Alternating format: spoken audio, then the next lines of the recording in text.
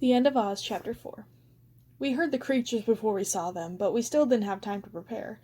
From beyond a rocky hillside came a rattly, squeaky din that sounded like 100 rusty bicycles being ridden through a gravel pit. "What's that I began, but then they came over the hill. Madison's face went suddenly white. "Oh my God," she whispered. "I hated this movie." "Which movie?" I had my back to her, and I was in a fighting stance, ready to defend us with our fists if I had to. But I knew we didn't stand a chance if they attacked. We were too outnumbered, and we didn't have any magic. "Return to Oz? It's like showing a kid Clockwork Orange," she said. "Fucked me up for life. Anyway, those were the Wheelers." Her voice was even, but I knew she must be terrified. Madison was tough, though. I knew from experience that she didn't flinch when it came to a fight. "What's a movie?" Knox asked. In all the time we'd spent together talking about Oz's magic, I'd never gotten much of a chance to tell him about the magic of my world. The tiny television back in my trailer in Kansas had been a window to other places, including Oz. "Forget it," Madison said.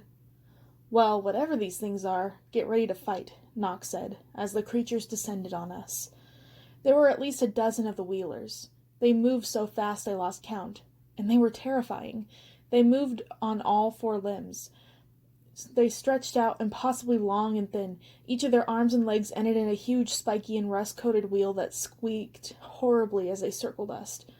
They were dressed in a crazy patchwork of filthy blood-stained rags and richly embroidered velvet, scraps of metal, beads, and pieces of old-fashioned armor. Their clothes were crusted with old food and bits of meat and other things I didn't want to think about. They smelled like death. But worst of all, their faces were human. Almost. Their skin was leathery and wrinkled, and most of them had terrible scars or open wounds crisscrossing their face like an insane road map of pain. Their hair was matted. They held dirty, rusty knives in their teeth and jabbed forward with their jaws, thrusting their weapons at us and herding us into a tight bunch. They formed a whirling circle around us, but they didn't touch us. Madison covered her nose and mouth against the stench. "Stop!" one of the Wheelers called out to the others in a deep, scratchy voice that made me think of an old man who'd spent his entire life chain-smoking and chugging hard liquor. Immediately the Wheelers screeched to a halt. The Wheeler who had spoken creeped closer and stared at me. Even though he wasn't carrying a weapon in his teeth like the others, he managed to be even scarier. His face was deeply tanned and covered with a network of old scars. One eye was missing, the socket a mess of bulging scar tissue. His hair hung in lank strands, braided with beads and pieces of metal and chunks of bone. He stared at me with his good eye, which was a crazy, piercing blue, and then he smiled, and I saw why he didn't need a knife. His teeth were filed to razor-sharp points. I heard Madison breathe in hard next to me, but she didn't make a noise. I felt weirdly proud of her. "Welcome to Ev, honored guests," the Wheeler sneered. His voice sounded like a tin can's being dragged against an old car.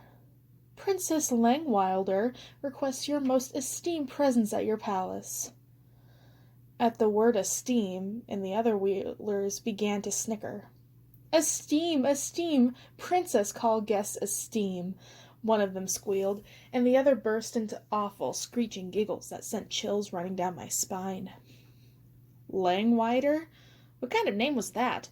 And who on earth was she? Next to me, Knox looked a shade paler. "That's not good," he said in my ear. "What do you mean?" "I don't know anything about these Wheelers, but I definitely have heard of Langwilder, and everything I've heard is bad." He'd spoken quietly, but the Wheelers overheard him anyway. At his words, they hooted and shrieked with laughter. "Little Fleshfoot denies his honor," one of them howled, sending the others into hysterical giggles again. "Look, knock it off." Madison stepped forward. Her voice was clear and loud, and somehow, even though I know she must be terrified, seemed confident. Most of the Wheelers kept laughing, but a few stopped and looked at her. "Are you going to kill us? Because if you aren't, we have business to take care of. So maybe you can leave us alone and get out of here, right?" She looked at Knox, whose mouth was open in astonishment. "Right?" she said again. Right." Knox closed his mouth and looked serious. "Exactly. Yes, what she said." The Wheelers' laughter died down into the occasional giggle. The leader peered at us again, his beady good eye squinting. A smile played over his cracked lips, and he chuckled to himself. "A spicy little fleshfoot," he cackled, staring at Madison. He creaked forward until his face was inches away from hers, but she didn't flinch. He opened his mouth and screamed with laughter. Even from where I was standing, I nearly gagged at the rank, foul stench from his breath. Bits of rotting meat were caught in his jagged teeth, but Madison didn't back down. "Cool, so you're not going to kill us, am I right?" she said. "Since we're not dead yet, and you guys are just digging around, how about you let us go then?" "Princess says to bring you to her unharmed," the Wheeler admitted reluctantly. He was clearly unhappy about these instructions. "Princess didn't say unharmed. Princess said in one piece. Could be harmed but still in one piece." One of the other Wheelers broke in excitedly, squeaking back and forth on his wheels. The leader cocked his head, considering, but then shook his head no, sending his dirty braids flying. "You want to argue with Princess, your problem," he said. The other Wheeler abruptly stopped moving and looked around. "Not arguing with Princess," he said quickly. Wouldn't. "We take you to her now," the lead Wheeler said to us. "We don't want to go with you," Madison said. At that, the Wheelers screeched with laughter again. "Wants to argue with Princess," they yelled. "Wants to argue. Little Fleshfoot says no to Princess." "You don't choose," the Wheelers' leader said to Madison. He lunged forward so fast she didn't even have time to scream, fastening his serrated teeth to her arm and dragging her toward the nearest Wheeler, who bent down on his elbow. The leader half dragged, half threw Madison on his back, and reared up again with Madison clutching frantically on his embroidered jacket. Blood seamed her shirt sleeve, and her face was white and terrified. "Now you," the leader said to me, his teeth red with Madison's blood. I swallowed hard as another of the Wheelers bent in front of me. The leader bared his teeth and snapped at me as I clambered awkwardly into the Wheeler's back. Next to me, Knox was doing the same thing. Up close, the Wheeler smelled even worse, and when I looked down, I saw fleas crawling in his dirty, ragged clothes. I closed my eyes, willing myself not to throw up. "Now we go," the leader said, and the Wheelers lurched forward across the barren earth. I had had a lot of bad journeys in Oz, but riding a Wheeler across the desert finally took the prize for most awful form of transportation of all time. The hot, merciless sun beat down on my back, sucking all the moisture out of my body. The Wheeler's jagged wheels made his gait jolting and uneven, and although I was exhausted, I had to struggle every minute of the ride to cling to his filthy, bony back. I managed to tear off a strip of fabric from the bottom of my dress and toss it to Madison for her wound.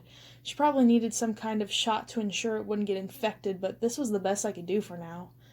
As the sun rose higher, the smell got worse. Every time I glanced over at Madison, she looked more and more as though she was about to pass out. Even Knox was turning a distinct shade of sickly green. The landscape around us wasn't much either. Mostly it was deserted, but here and there we passed tiny villages that looked even worse than I felt. Houses with collapsing roofs and crumbling walls, farm animals with ribs that poked horribly out of their fly-dotted hides, poking desperately along the sun-bleached rocky ground in vain search for food. As we creaked and rumbled by, terrified faces appeared briefly in broken paned windows, and then disappeared again as everyone we passed hid from the Wheelers. Once, one of the Wheelers broke off from our group, speeding toward a village with a howl of glee, but the leader sharply called him back, and he returned reluctantly, still brandishing his knife in his teeth. The leader bit him hard on the ear, and he yelped with pain. "We follow the princess's orders," the leader snarled. "No play today. Serious business." The other Wheeler shot him a murderous look, but obeyed. I don't want to think about what the Wheelers considered play. The horror on the faces of the people we passed gave me a pretty good idea. Knox looked at Madison, who was inspecting the bloody cloth around her arm. "If you expect to make it here, you can't bully your way through it. We need to take our lead." Madison looked up sharply. "Excuse me, you don't even know me." "You're the Madison who used to call her Salvation Amy." That Madison? I do know you." I had forgotten that Knox had been there for everything that went down in Flat Hill when I'd gone back with the witches. How do I explain how I made up with Madison? Knox had been in my head during my initiation in the Order. He had felt every humiliation that Madison had dealt me, and judging from his face, he could not reconcile me forgiving her. I could hardly reconcile it myself. "You weren't there, Knox. A lot happened in Kansas. She risked her life for me," I said. Knox scowled, unimpressed. "One good thing doesn't erase all the bad," he said. I loved that he was protective of me, but this was more than that. "Hey, I know this isn't about her. This is about Mombi, isn't it?" He looked up at me, surprised. "What are you talking about? She died doing what she loved, protecting the Order, protecting Oz." I took a deep breath. Knox had been raised to protect Oz at any cost. Duty coursed through him and the other witches. But there was more to him, and there was more to Mombi. "She died protecting what she loved. You." Knox blinked hard and looked away. I wanted to put my arms around him to make him give in to what he was feeling, but I couldn't because I was stuck on the back of a disgusting creature. "Shh!" screeched the wheeler beneath me. Then it raced ahead to stall our talk. The sun dragged slowly across the sky. I wondered if someone here controlled the time, the way Dorothy had once used the great clock. It certainly felt like some sadistic force was making the time pass as slowly as possible, but I suspected it was just the awfulness of the journey that made it seem endless. I tried to remember everything I knew about Ev. Mombi had told me about the Gnome King back when I found Dorothy's journal in Kansas. Something about how he tried to invade Oz a long time ago, but Ozma defeated him when she was queen the first time around. When he showed up in Kansas, Mombi immediately assumed the worst and thought he might be trying to use me, and he'd basically told me as much when he'd crashed Ozma's coronation party, dragged Madison to Oz, and murdered Mombi with Glinda's help. I didn't want to think about the last time I'd seen her or the way she'd looked, almost resigned, as if she knew this might be her last fight. She had not given up. She was a fighter, and she had thrown herself into the fray to give me and Knox a chance to escape. But if the Gnome King could take out Mombi, the witch with the most wickedness, that didn't say much for my chances of defeating Ev's most sinister senior citizen on his own turf. I was pretty sure she'd never said anything about any Princess Langweird, though. I wish I could ask Knox more about who she was, but I didn't want the Wheelers to overhear our conversation. Instead, I closed my eyes, concentrating on finding the magic within myself. Magic was the only weapon I had left. I had no idea what we were going to be up against with this Langweird person. I had to be able to use my powers in case I needed them to help save us. But trying to find my magic felt the same way it had on the road. I could almost feel it, but it was as if I was trying to reach through a wall. My boots throbbed again, but this time it felt like a warning, as if they were trying to tell me to be careful, as if they were letting me know they might not be able to protect me. "Look," Madison said in a low voice, jerking me out of my thoughts. On the horizon I saw a black smudge that I thought at first was a heat-induced mirage over the shimmering desert, but as we slowly reeled closer, the smudge got bigger and bigger, looming over the landscape like a bad dream. "What is that?" I asked. "Princess! Princess!" screamed one of the Wheelers in delight. "Princess soon! Princess Tree guessed so well!"